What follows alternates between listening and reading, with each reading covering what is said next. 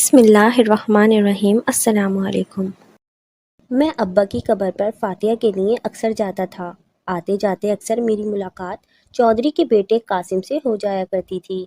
شاید وہ پابندی سے قبرستان آتا تھا۔ ایک دن میں قبرستان گیا تو میری نظر چودھری قاسم پر پڑی۔ وہ آج بہت شدت سے رو رہا تھا۔ اس کی حالت دیکھ کر مجھ سے رہا نہ گیا۔ میں اس کے قریب چلا گیا۔ میں نے اس کے کندھے پر ہاتھ رکھ کر حوصلہ دینے کی کوشش کی۔ میں نے کتبے پر غور سے پڑھا۔ نین تارا لکھا نظر آیا تھا۔ پتہ نہیں چودھری کا اس سے کیا رشتہ تھا۔ میں چونکہ اس گاؤں میں نیا آیا تھا اس لیے زیادہ کچھ جانتا نہیں تھا۔ میں نے وہاں فاتحہ پڑھی اور گھر آ گیا۔ سارا دن مجھے چودھری قاسم کا شدت سے رونا یاد آتا رہا۔ وہ اتنی شدت سے رو رہا تھا کہ جیسے کوئی ابھی حال میں ہی فوت ہوا ہو۔ کچھ دن بعد پھر میرا قبرستان جانا ہوا۔ میں جلدی جلدی فاتحہ پڑھ کر جانے کے لیے مڑا تھا کیونکہ ہلکی ہلکی بارش شروع ہو چکی تھی۔ میری نظر چودھری قاسم پر پڑی۔ وہ بارش سے بے نیاز قبر کے پاس بیٹھا شدت سے رو رہا تھا۔ نین تارا مجھے معاف کر دو، تم نے مجھے معاف نہ کیا تو میرا اللہ بھی مجھے معاف نہیں کرے گا، یہ کہہ کر وہ قبر پر سر رکھ کر پھوٹ پھوٹ کر رونے لگا۔ چودھری صاحب، بارش تیز ہو رہی ہے، میں نے چودھری کو پکارا، مگر چودھری نے میری طرف دیکھا ہی نہیں تھا۔ وہ ابھی بھی رو رہا تھا۔ اتنی دیر میں بادل زور سے گرجا اور موسلا دھار بارش شروع ہو گئی۔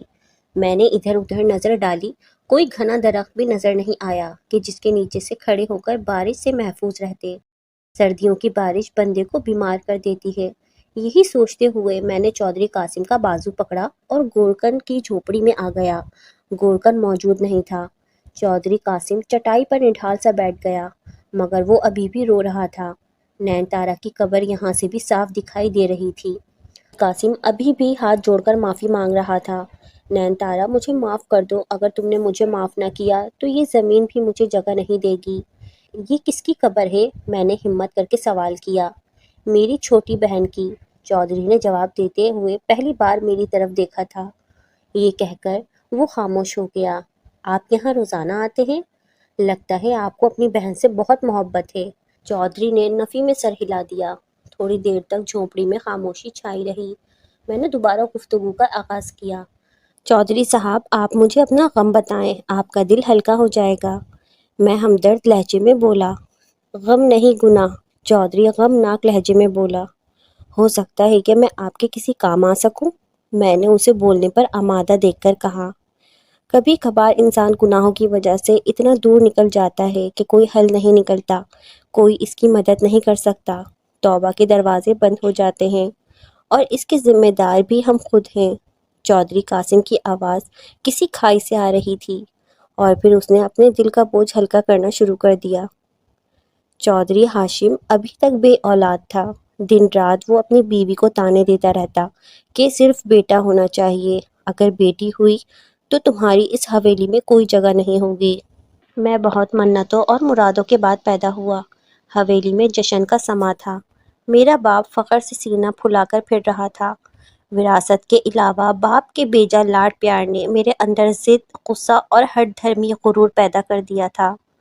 میں عورت کو پیر کی جوتی سمجھتا تھا۔ ماں کی محبت کے باوجود میں اسے بہت تنگ کرتا اور بدتمیزی کرتا۔ حویلی کی ملازمائیں بھی میری بدسلوکی کا شکار تھیں۔ باپ کی حمایت میرے ساتھ ساتھ تھی۔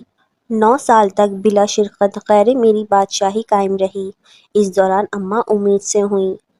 ہاجرہ، یاد رکھنا اس بار بھی بیٹا ہونا چاہیے، ابا رعونت بھرے لہجے میں بولے۔ چودھری صاحب، یہ تو اللہ کے کام ہیں، میں بھلا اس سلسلے میں کیا کر سکتی ہوں؟ اماں کمزور سے لہجے میں بولیں۔ بس بس، زیادہ بک بک نہ کر، بڑی آئی مجھے سمجھانے والی، جو کہہ رہا ہوں وہی ہو، ابا دھاڑے۔ ماں باپ کی باتیں سن کر میں سوچنے پر مجبور ہو گیا کہ کسی صورت میں بیٹا نہ ہو، ورنہ میری بادشاہی میں کوئی حصے دار آ جائے گا۔ میرے اندر جلن اور حسد کے جذبات پیدا ہو رہے تھے۔ میں نے دن رات دعائیں مانگنا شروع کر دیں کہ اب کی بار بہن ہو، اور آخر میری دعاؤں کے آگے ابا کی دعائیں ہار گئیں اور ایک بہن میرے لیے آ گئی۔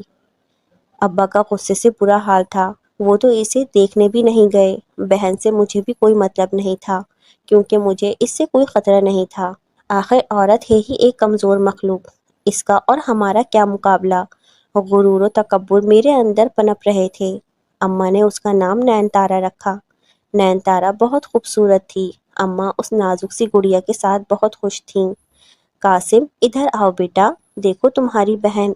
میں کھیل رہا تھا کہ اماں کی آواز میرے کانوں میں پڑی۔ کیا ہے اماں؟ میں بدتمیزی سے بولا۔ بیٹا اپنی بہن سے ملو، دیکھو تمہارے لیے چھوٹی سی گڑیا آئی ہے۔ اماں کے لہجے میں نین تارا کے لیے محبت تھی۔ تو میں کیا کروں؟ مجھے کسی بہن کی ضرورت نہیں ہے۔ باپ کی زبان میرے منہ میں تھی۔ نین تارا کا وجود میرے لیے کوئی معنی نہیں رکھتا تھا۔ میں اسے مارتا، اس کے کھلونے توڑ دیتا، اس کی چیزیں چھپا دیتا۔ وہ روتی شور مچاتی مگر میرا کوئی کچھ نہیں بگاڑ سکتا تھا۔ میں ابا کا لاڈلا اور ان کا وارث تھا، اور نین تارا کو تو ابا دیکھنا بھی پسند نہیں کرتے تھے۔ اماں مجھے سمجھاتی مگر میں ان کی ایک نہیں سنتا تھا۔ میرے اسی سلوک کو دیکھتے ہوئے وہ مجھ سے خوف زدہ رہنے لگیں۔ میرے آنے پر چھپ جایا کرتیں۔ اماں بھائی مجھ سے نفرت کیوں کرتے ہیں؟ نین تارا اماں سے پوچھ رہی تھی۔ نہیں بیٹا، وہ تو تم سے محبت کرتا ہے، بس نا سمجھ ہے، اس لیے جھگڑا کرتا ہے، اماں نے میری حمایت کرتے ہوئے کہا۔ مگر میں تو بھائی سے جھگڑا نہیں کرتی۔ نین تارا نے لمحوں میں کتنی گہری بات کی تھی۔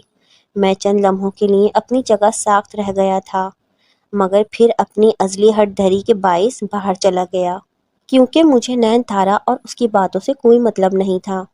اماں نے نین تارا کو اسکول داخل کروا دیا۔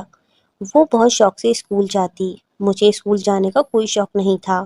میں تو صرف دوسرے بچوں پر اپنی برتری ثابت کرنے جاتا تھا کہ پڑھ لکھ کر وہ میرے برابر ہرگز نہیں ہو سکتے، بلکہ رہیں گے وہ ہمارے ملازم ہی۔ وقت گزرتا جا رہا تھا۔ نین تارا پڑھائی میں اور میں اپنی آوارگی میں بڑھتا رہا، شرارتیں بھی کرتا اور ابا کو شکایت استاد کی لگاتا۔ جب ابا انہیں ذلیل و خوار کرتے تو میری فرعونیت کو بڑی تسکین ملتی۔ نین تارا نے میٹرک اعلیٰ نمبروں سے پاس کیا۔ پورے گاؤں میں دھوم مچی تھی۔ صورت اور سیرت میں تو با کمال تھی، لیکن پڑھائی میں بھی اس نے میدان مار لیا تھا۔ میں نے گاؤں والوں کے چہرے پر نین تارا کے لیے عزت اور محبت دیکھی تھی۔ مجھ سے وہ ڈرتے تھے، مگر نہیں، وہ مجھ سے نفرت بھی کرتے تھے۔ مجھے پہلی دفعہ نین تارا سے حسد محسوس ہوئی، یعنی ایک لڑکے کے سامنے ایک لڑکی فوقیت لے گئی۔ حویلی میں آنے جانے والے اماں ابا کو مبارکباد دے رہے تھے اور میرا حسد کے مارے برا حال ہو رہا تھا۔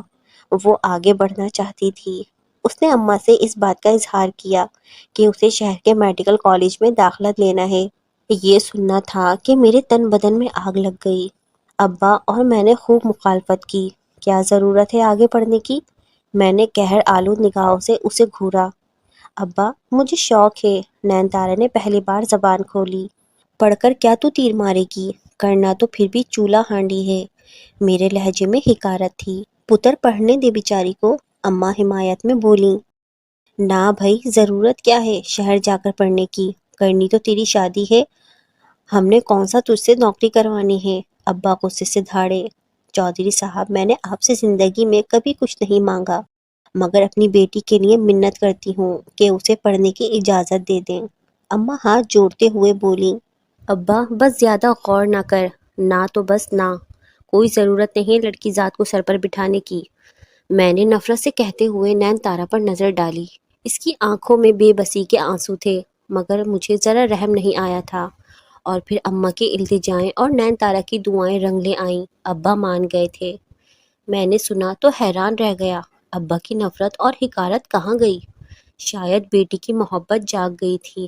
ابا نے اس شرط پر شہر پڑھنے کی اجازت دی کہ نین تارا کوئی ایسی حرکت نہیں کرے گی جس سے ہماری عزت پر حرف آئے، اور نین تارا نے وعدہ کیا تھا۔ نین تارا کا داخلہ میڈیکل کالج میں ہو گیا تھا۔ میں خون کے گھونٹ پی کر رہ گیا تھا۔ جب اسے ہاسٹل سے چھٹیاں ہوتی تو میں اسے لینے جاتا، سارے راستے اسے ڈانٹتا، ڈراتا، بلا وجہ کا اس پر روب ڈالتا۔ دیر سے کیوں آئی؟ کہیں کسی سے چکر تو نہیں چلا رہی؟ ایسی کوئی خبر مجھے ملی تو یاد رکھنا، تو زندہ حویلی میں نہیں جائے گی، تیری لاش ٹکڑے ٹکڑے کر کے لے کر جاؤں گا۔ وہ سارے راستے آنسو بہاتی مگر مجھے رحم نہ آتا۔ حویلی جا کر بھی اماں ابا کو اس کی جھوٹی شکایتیں لگاتا۔ شاید اس طریقے سے میں اس سے انتقام لیتا کہ وہ پڑھائی میں مجھ سے آگے کیوں نکل رہی تھی۔ اسی دوران حویلی میں میری شادی کے ہنگامے جاگ گئے۔ گلبانو میری منگیتر تھی، جو اب دلہن بن کر حویلی کی رونق بڑھانے آ گئی۔ میں بہت خوش تھا، مگر اس خوشی میں بھی میرا دل نین تارا سے صاف نہیں ہوا تھا۔ وہ میری نفرت کا ہمیشہ شکار رہی تھی۔ گلبانو اور نین تارا کی بہت اچھی دوستی ہو گئی تھی، مگر وہ مجھ سے خائف ہی رہتی تھی۔ میں نے اس کو کبھی بھائیوں والا پیار جو نہیں دیا تھا۔ ہم مرد نہ جانے عورتوں کے معاملے میں اس قدر خود غرض اور تنگ نظر کیوں ہوتے ہیں۔ نین تارا ڈاکٹر بن گئی، یہ خبر میرے تن بدن میں آگ لگا گئی تھی۔ ساری حویلی میں جشن کا سما تھا، ہر کوئی ابا کو مبارکباد دے رہا تھا۔ ابا کی عزت کو چار چاند جو لگ گئے تھے، پہلی بار کوئی لڑکی اتنا زیادہ پڑ گئی تھی۔ بیٹا تم نے میرا سر فخر سے بلند کر دیا، ابا نے نین تارا کے سر پر محبت سے ہاتھ رکھتے ہوئے کہا۔ ابا آپ کی عزت مجھے اپنی جان سے بھی زیادہ پیاری ہے۔ ڈاکٹر بن کر بھی نین تارا کے انداز میں عاجزی اور انکساری ختم نہیں ہوئی تھی۔ میری بیٹی بہت نصیبوں والی ہے، اماں کے لہجے میں اس کے لیے پیار ہی پیار تھا۔ مجھے ان کا پیار ایک آنکھ نہیں بھا رہا تھا۔ نین تارا میں نے ہمیشہ تجھ سے نفرت کی، کبھی تجھے پیار نہیں دیا، میرے ہوتے ہوئے بھی تو باپ کی محبت سے محروم رہی۔ ابا کے لہجے میں دکھ تھا، میرے لیے خطرے کی گھنٹی بج گئی تھی۔ مجھے آپ سے کوئی شکایت نہیں، میرا خواب تھا ڈاکٹر بننے کا، وہ پورا ہو گیا۔ مجھے آپ سے کوئی گلہ نہیں ہے۔ نین تارا کی آنکھوں میں آنسو اور لبوں پر مسکراہٹ تھی۔ مگر میں بیٹا تمہارے لیے کچھ کرنا چاہتا ہوں، اپنی تمام زیادتیوں کا ازالہ۔ ابا پرعزم انداز میں بولے، مجھے گاؤں میں اسپتال بنانا ہے، اس کے لیے زمین چاہیے۔ نین تارا نے امید بھری نظروں سے ابا کو دیکھا۔ ہاں بیٹا، جو تم کہو گی وہی ہوگا، جتنی زمین چاہیے لے لو، ابا محبت سے بولے۔ ابا میں چاہتی ہوں گاؤں والے علاج سے محروم نہ رہیں، انہیں شہر نہ جانا پڑے، انہیں علاج کی سہولیات گاؤں میں میسر ہوں۔ نین تارا کی نگاہوں میں امید اور ولولہ تھا۔ کوئی ضرورت نہیں ہے اسے زمین دینے کی، کرنی تو اس کی شادی ہی ہے، تو پھر یہ نیا شوشہ کیوں چھوڑا جا رہا ہے؟ میں نے غصے سے مداخلت کرتے ہوئے کہا۔ تو چپ کر قاسم، یہ میرا اور میری بیٹی کا معاملہ ہے۔ ابا تو بالکل ہی بدل گیا تھا۔ ابا اگر تو نے اسے زمین دی تو میں اس کے ٹکڑے کر دوں گا۔ میں نفرت سے پھنکارا۔ اوئے آرام سے، بہن ہے تیری، ابا غصے سے چلائے۔ آپ ہوتے کون ہیں میرے ٹکڑے کرنے والے؟ نین تارا نے میری آنکھوں میں آنکھیں ڈال کر کہا۔ میں اس کا اعتماد اور جرأت دیکھ کر حیران رہ گیا۔ میری آنکھوں میں خون اتر آیا تھا۔ میں نے آگے بڑھ کر اسے تھپڑ مارنا چاہا کہ ابا میرے سامنے آ گئے اور میرے منہ پر تھپڑ رسید کر دیا۔ اپنی بکواس بند کر اور چلا جا یہاں سے۔ ابا نے پہلی بار مجھ پر ہاتھ اٹھایا تھا اور اس کی وجہ صرف نین تارا تھی۔ دیکھتا ہوں کیسے بنتا ہے ہسپتال، میں دھمکی دیتا ہوا اپنے کمرے میں آ گیا اور جاتے جاتے نین تارا پر نفرت بھری نگاہ ڈالنا نہیں بھولا تھا۔ قاسم کیوں غصہ کر رہے ہیں؟ بنانے دینا اسپتال، اس میں سب کا فائدہ ہے۔ گلبانو نے محبت سے مجھے سمجھانے کی کوشش کی۔ بکواس بند کرو اور میرا دماغ نہ کھاؤ، میں غصے سے دھاڑا۔ سب اسی ناگن کی حمایتی بن گئے ہیں، میرا خون غصے سے کھول رہا تھا۔ گلبانو خاموش ہو گئی تھی، نفرت میرے خون میں شامل ہو گئی تھی، میرے سر پر انتقام سوار تھا۔ میں اس جاگیر کا اکیلا مالک ہوں، کسی کو اس میں شریک نہیں بننے دوں گا۔ میں ساری رات جاگتا رہا اور منصوبے بناتا رہا کہ نین تارا کو کیسے مزہ چکھاؤں، کیسے اس سے اپنی بے عزتی کا بدلہ لوں کہ وہ ہمیشہ یاد رکھے۔ اور پھر میری شیطانی دماغ میں ایک ترکیب آئی تھی جس سے سانپ بھی مر جاتا اور لاٹھی بھی نہ ٹوٹتی، یعنی میں برا بھی نہیں بنوں گا اور نین تارا میرے راستے سے ہٹ جائے گی۔ صبح میں اپنے کمرے سے نکلا تو معلوم ہوا کہ ابا اور نین تارا زمین دیکھنے گئے ہوئے ہیں۔ میں کھولتا ہوا گاڑی میں بیٹھ گیا۔ میرا ارادہ گاؤں سے باہر جانے کا تھا۔ گاؤں سے باہر ایک ہندو سادھو تھا جو کالے عملیات کا ماہر تھا۔ میں اس کے پاس جا پہنچا۔ اس کی جھوپڑی سے ناگوار بو آ رہی تھی، جگہ جگہ کھوپڑیاں اور ہڈیاں بکھری ہوئی تھیں۔ وہ شاید کسی چلے میں مصروف تھا۔ میں ایک جگہ بیٹھ گیا۔ نفرت اور حسد نے مجھے کہاں پہنچا دیا تھا۔ وہ میری بہن تھی مگر میں ظالم ہو گیا تھا۔ اس کی ایک ذرا سی معصوم خواہش نے میرے اندر کے حیوان کو جگا دیا تھا۔ بول کیوں آیا ہے؟ سادھو کی اچانک آواز پر میں چونکا تھا۔ سادھو نے میری طرف سرخ انگارہ آنکھوں سے دیکھتے ہوئے پوچھا۔ میں نے ہمت کر کے اسے ساری بات بتا دی، نین تارا سے اپنی بے پناہ نفرت بھی۔ یہ کون سا مشکل کام ہے، ہو جائے گا، بس تمہیں اس کے لیے 2 شرائط ماننا ہوں گی۔ سادھو گہرے لہجے میں بولا۔ وہ کیا شرائط ہیں؟ میں نے جوش سے بولا۔ ایک تو 15 دن تک غسل نہیں کرنا اور کوئی نماز نہیں پڑھنی، اور 15 دن کے بعد قرآن کی بے حرمتی کر کے میرے پاس لے آنا۔ سادھو رازدارانہ انداز میں میرے قریب جھکا۔ دوسری شرط سن کر میرے رونگٹے کھڑے ہو گئے تھے۔ قرآن کی بے ادبی؟ میں سوچ میں پڑ گیا۔ اگر یہ نہیں کر سکتا تو چلا جا یہاں سے۔ میری خاموشی پر سادھو چیخا۔ دوسری شرط بہت مشکل ہے، مگر اپنے مقصد کے خاطر یہ سب کروں گا۔ حسد نے میرا ضمیر مار دیا تھا۔ اگر اس دن میں واپس گھر چلا جاتا اور نین تارا سے نفرت ختم کر دیتا تو شاید آج اس حال میں نہ ہوتا۔ نماز تو میں پہلے ہی نہیں پڑھتا تھا، مگر جمعے کا مسئلہ تھا جو ابا کے ساتھ پڑھنے جاتا تھا، اور جہاں تک غسل کا تعلق تھا تو وہ میں سب سے چھپا سکتا تھا، مگر گل بانو واقف ہو سکتی تھی۔ اس کا میں نے یہ حل نکالا کہ کم از کم کپڑے روز بدل لیا کروں۔ میں حویلی میں کسی سے زیادہ بات نہ کرتا۔ حویلی میں سب سمجھ رہے تھے کہ شاید مجھے عقل آ گئی ہے۔ میں نے غسل چھوڑ دیا، مگر روز کپڑے بدل لیتا۔ جمعے کا دن آ گیا۔ اس دن مجھے بہت بے چینی تھی، نماز چھوڑنے کی نہیں، ابا سے بچنے کی۔ جمعے کے وقت ابا تیار ہو کر نکلنے لگے تو انہوں نے مجھے بھی آواز دی، قاسم آجا، جمعے کو دیر ہو رہی ہے۔ میں نے بہانہ بنایا کہ ابا میرے دوست کا ایکسیڈنٹ ہو گیا ہے، میں اسے دیکھ کر وہیں سے مسجد آ جاؤں گا۔ میں روز کپڑے تو بدل لیتا تھا، مگر میری بیوی مجھے شک بھری نگاہوں سے دیکھتی تھی۔ قاسم، آپ روزانہ نہاتے ہیں مگر آپ کے کپڑوں سے ناگوار مہک آتی ہے۔ گل بانو الجھن بھرے لہجے میں بولی۔ مہک؟ مگر میں تو روز نہاتا ہوں، میں نے تھوک نگلتے ہوئے جھوٹ بولا۔ پتہ نہیں مگر بہت ناگوار بو ہے۔ اس کی آنکھوں میں شک کے بادل اٹھے۔ اچھا، زیادہ بک بک مت کرو، بڑی آئین نیک بی بی۔ میں نے ناگواری سے اسے جھڑک دیا، سچ کڑوا جو تھا۔ 15 دن ہو چکے تھے، دوسری شرط پوری کرنے کا وقت آ چکا تھا۔ میں اپنی بیوی کے سونے کا انتظار کر رہا تھا۔ وہ سو گئی تو میں اٹھا۔ رات کے 2 بجے تھے۔ میں نے الماری کھولی جس میں قرآن پاک رکھے ہوئے تھے۔ میں نے سب سے پرانا قرآن پاک نکالا جو کوئی پڑھتا ہی نہیں تھا۔ میرے ہاتھ بری طرح کانپ رہے تھے، مگر کیا کرتا اس نفرت اور حسد کا جو مجھے ایک پل بھی چین سے سونے نہیں دے رہی تھی۔ ابھی میں الماری بند کر کے مڑا ہی تھا، مجھے ایسا لگا کہ جیسے زمین ہل رہی ہو۔ میں اپنی جگہ رک سا گیا کہ واقعی زلزلہ آ رہا ہے۔ حویلی میں چیخو پکار سی مچ گئی تھی۔ میری بیوی جو امید سے تھی گھبرا کر اٹھی۔ حویلی میں سب کلمہ پڑھ رہے تھے۔ میرا دل بری طرح کانپ رہا تھا۔ میرا دل بار بار کہہ رہا تھا کہ یہ زلزلہ نہیں ہے، قرآن کی ابھی ابھی جو بے حرمتی ہوئی ہے یہ اس کا نتیجہ ہے۔ کچھ دیر بعد زلزلہ رک گیا، حویلی میں سکون ہوتا گیا۔ صبح حویلی میں زلزلے کی باتیں ہو رہی تھیں، مگر گاؤں کے کسی فرد نے زلزلے کا ذکر تک نہیں کیا تھا۔ سب حیران تھے، یہ کیسا زلزلہ تھا جو صرف حویلی والوں کو ہی محسوس ہوا تھا۔ میں اپنے ارادے سے باز آنے والا نہیں تھا۔ نیچے اترتے ہوئے میری نظر نین تارا پر پڑی۔ وہ بھی اب مجھ سے بات نہیں کرتی تھی۔ میں اسے دیکھ کر اندر تک کڑوا ہو گیا۔ بہت جلد ڈاکٹر صاحبہ کی عقل ٹھکانے آ جائے گی۔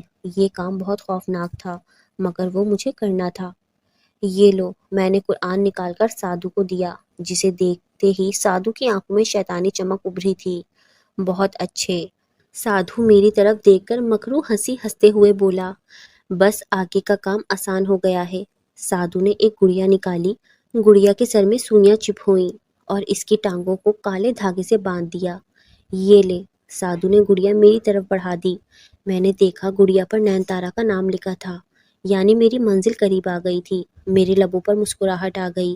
سادھو نے قرآن دے کر ان پر پڑھائی شروع کر دی تھی، پھر پھونک مار کر مجھے دے دیا۔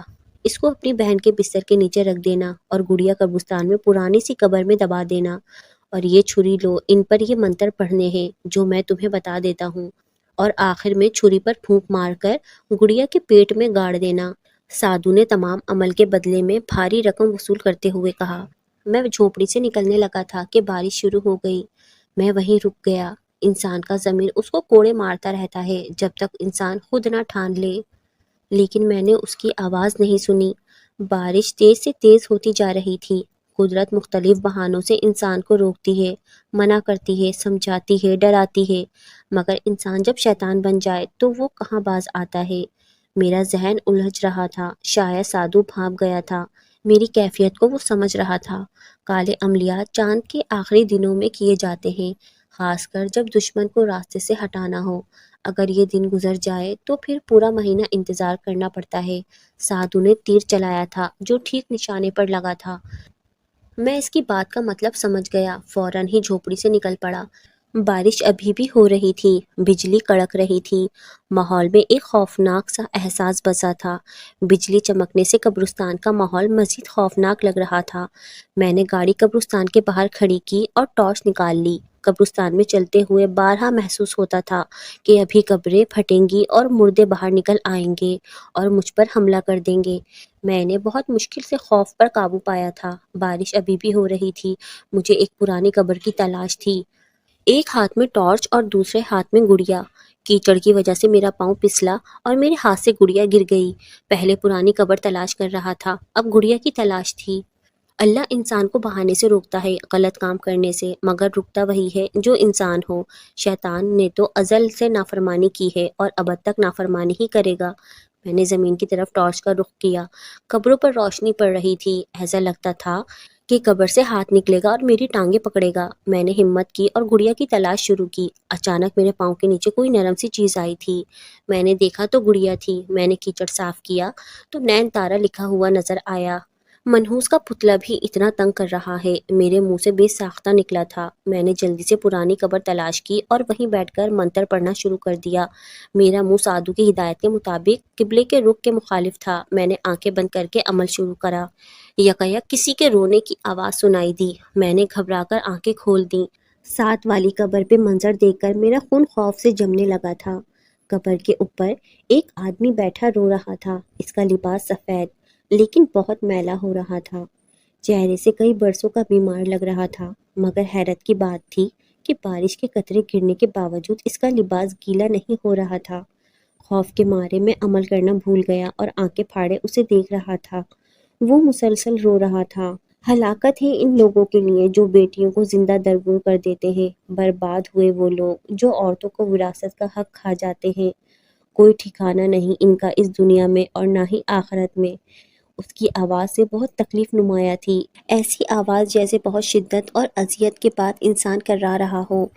وہ دوبارہ رونے لگا تھا۔ اب اس کی آواز اس قدر بھیانک تھی کہ مجھے لگا میرا دل پھٹ جائے گا۔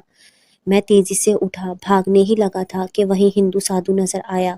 اس نے مجھے قبر کے پاس دھکیل دیا۔ کہاں جا رہے ہو؟ عمل ادھورا چھوڑ کر۔ یاد رکھو اگر بھاگنے کی کوشش کی تو میری مددگار قوتیں تمہیں زندہ نہیں چھوڑیں گی، عمل الٹا بھی ہو سکتا ہے، اس لیے عمل پورا کرو۔ سادھو کی آنکھیں سرخ انگارہ ہو رہی تھیں۔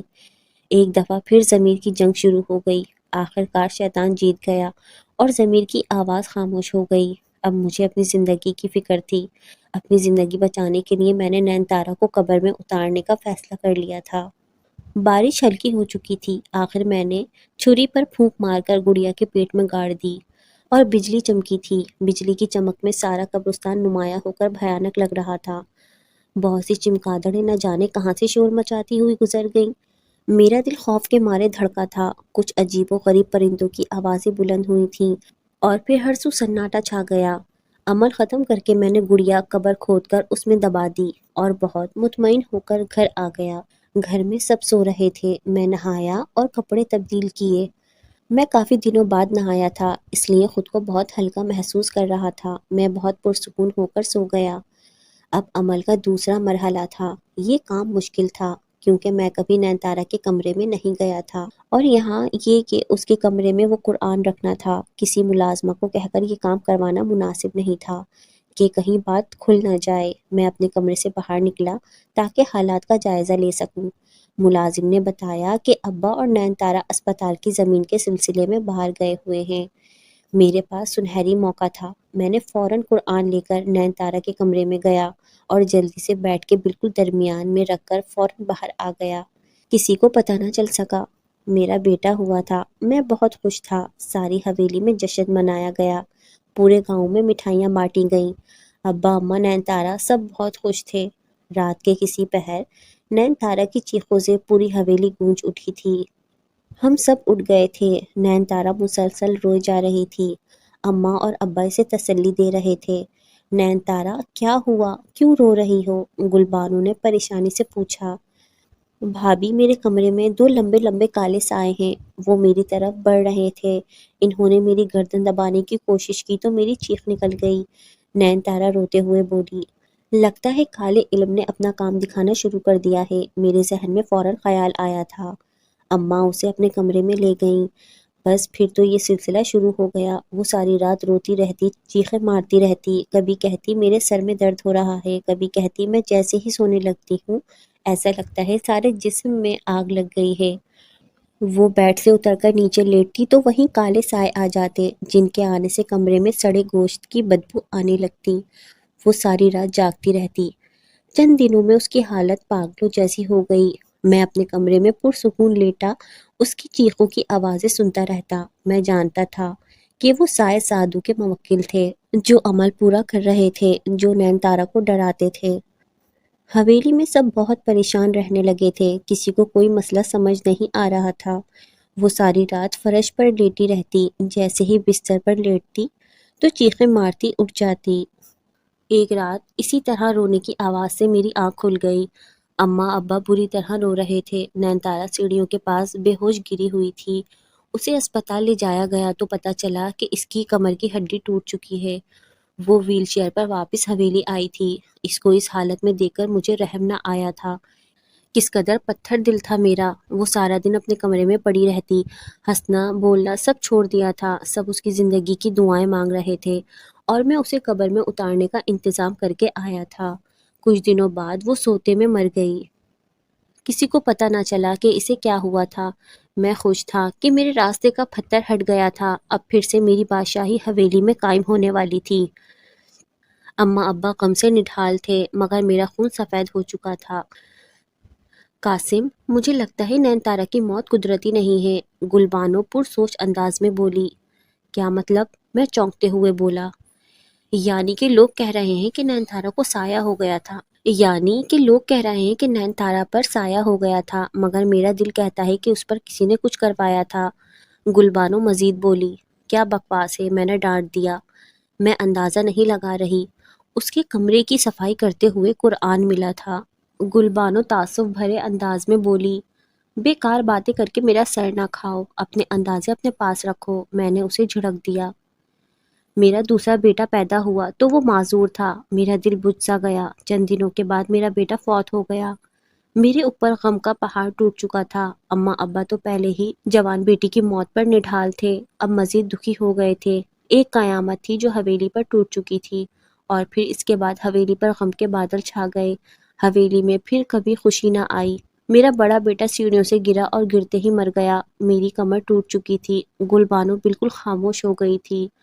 نین تارا کی موت کے بعد مجھے ہر کام میں نقصان ہو رہا تھا۔ کبھی تیار فصل تباہ ہو جاتی، کبھی گاڑی کا ایکسیڈنٹ ہو جاتا۔ ایک رات میں سوتے سے اٹھ گیا، پسینے میں بھیگ چکا تھا۔ میں نے خواب دیکھا کہ میں نے کمرے کا دروازہ کھولا تو ایک لڑکی بیٹھی رو رہی تھی۔ کون ہو تم؟ میں نے اس سے پوچھا۔ اس لڑکی نے سر اٹھایا تو مجھے حیرت کا جھٹکا لگا۔ وہ نین تارا تھی۔ بھائی، آپ نے میرے ساتھ یہ ظلم کیوں کیا؟ میں نے آپ کا کیا بگاڑا تھا کہ آپ نے وقت سے پہلے مجھے مار دیا؟ نین تارا کی آنکھوں میں آنسو اور لبوں پر شکوہ تھا۔ میرے خوف سے پسینے چھوٹ گئے۔ میں گر کھڑا تھا۔ میرے اللہ، تو اسے کبھی معاف نہ کرنا، نہ دنیا میں اور نہ ہی آخرت میں۔ نین تارا نے آسمان کی طرف دیکھا اور دردناک انداز میں کہتے ہوئے غائب ہو گئی۔ میں کتنی دیر تک بستر پر پریشان بیٹھا رہا۔ یہ مصیبت میں نے خود مول لی تھی۔ اب بھگتنے کا وقت آ چکا تھا۔ میری بیوی پھر امید سے تھی۔ پتہ نہیں کیوں اس بار مجھے خوشی نہیں ہوئی تھی۔ مجھے لگا کہ اس بار میرے ساتھ کچھ برا ہونے والا ہے۔ میں ساری رات جاگتا رہتا۔ نین تارا کی بے بسی اور اس کی چیخیں مجھے رات بھر جگاتی تھیں۔ میں گاؤں کے امام مسجد کے پاس اپنا مسئلہ لے کر گیا کہ مجھے رات بھر نیند نہیں آتی۔ وہ علم و حکمت میں بہت سمجھ بوجھ رکھتے تھے۔ انہوں نے میرا مسئلہ سن کر آنکھیں بند کر دیں اور کچھ پڑھنا شروع کر دیا۔ جب آنکھیں کھولیں تو ان کے ماتھے پر ناگواری سے بل تھے۔ قرآن کی بے حرمتی کرو، کالا علم کرو اور ناحق کسی کا قتل کرو، اور اس کے بعد یہ کہنا کہ مجھے سکون کی نیند نہیں آتی۔ چودھری صاحب، میرے پاس آپ کے مسئلے کا کوئی حل نہیں ہے۔ آپ نے حقوق اللہ اور حقوق العباد دونوں میں زیادتی کی ہے۔ آپ چلے جائیے۔ میں آپ کی کوئی مدد نہیں کر سکتا۔ امام صاحب نے مجھے مایوس لوٹا دیا تھا۔ میری بیوی کی طبیعت خراب ہو گئی تھی، اسے شہر لے کر جانا تھا۔ ڈاکٹروں نے جو خبر مجھے سنائی تھی اسے سن کر میرے پیروں تلے زمین نکل گئی تھی۔ میرا بیٹا ہوا تھا جس کے 2 سر تھے، اس کی رنگت بالکل سیاہ تھی، اس کی آواز اس قدر بھیانک تھی کہ سب لوگ توبہ استغفار کر رہے تھے۔ میری بیوی قریب المرگ تھی۔ ڈاکٹروں نے صاف جواب دے دیا تھا، قاسم میں جانتی ہوں کہ نین تارا پر کالا علم آپ نے کروایا تھا، قرآن پاک کی بے حرمتی بھی آپ نے کی تھی، اللہ نے ہمیں اولاد کے دکھ دیے تاکہ ہمیں سزا ملے۔ یہ کہہ کر گل بانو نے دم توڑ دیا تھا۔ میرا بچہ بھی مر چکا تھا۔ اماں ابا تو صدمے جھیل جھیل کر ٹوٹ سے گئے تھے، اب اس نئے غم پر ایک ایک کر کے دنیا سے منہ موڑ گئے۔ میں سارا دن دیوانوں کی طرح پھرتا رہتا تھا۔ جس حویلی کا واحد مالک بننے کے لیے اتنا سب کچھ کیا وہ برباد ہو چکی تھی۔ ایک دن اسی طرح بھٹکتے بھٹکتے نین تارا کی قبر پر آ گیا۔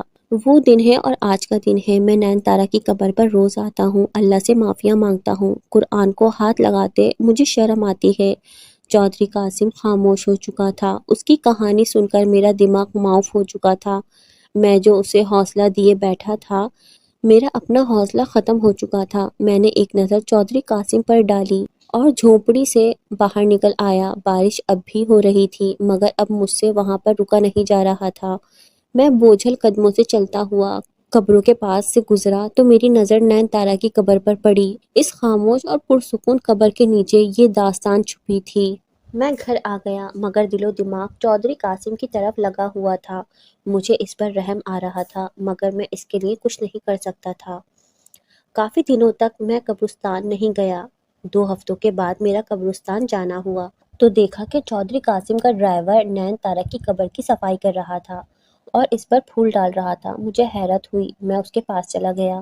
چودھری صاحب خود نہیں آئے؟ میں نے ملازم سے پوچھا۔ چودھری صاحب اب چل نہیں سکتے۔ ملازم کے بتانے پر مجھے حیرت کا شدید جھٹکا لگا۔ کیوں، کیا ہوا انہیں؟ میں ناسمجھی سے بولا۔ انہیں کسی زہریلے کیڑے نے کاٹ لیا تھا جس کی وجہ سے وہ معذور ہو گئے ہیں، ملازم کہہ کر واپس چلا گیا۔ میں شام کو سیدھا حویلی گیا۔ چودھری بستر پر لیٹا تھا، میں اس کے پاس بیٹھ گیا۔ اس کی آنکھوں میں آنسو تھے، وہ پھوٹ پھوٹ کر رونے لگا۔ میں نے وجہ پوچھی۔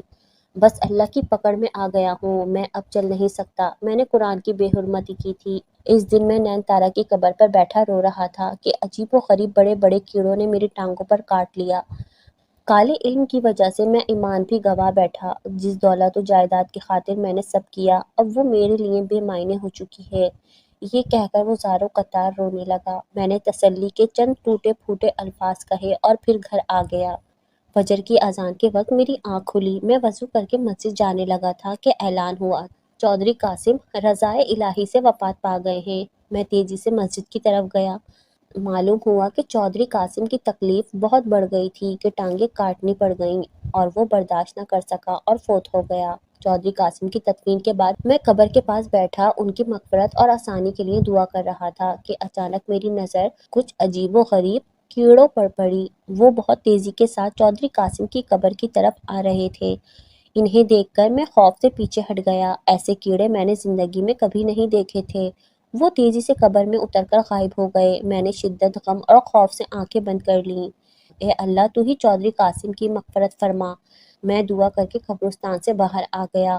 بالکل صحیح ہے کہ کالا جادو کرنے والا کافر ہے، کیونکہ وہ اللہ سے جھگڑا کرتا ہے، اپنی تقدیر پر راضی نہیں ہوتا، اپنا ایمان بھی گوا بیٹھتا ہے اور دنیا اور آخرت بھی برباد کر لیتا ہے۔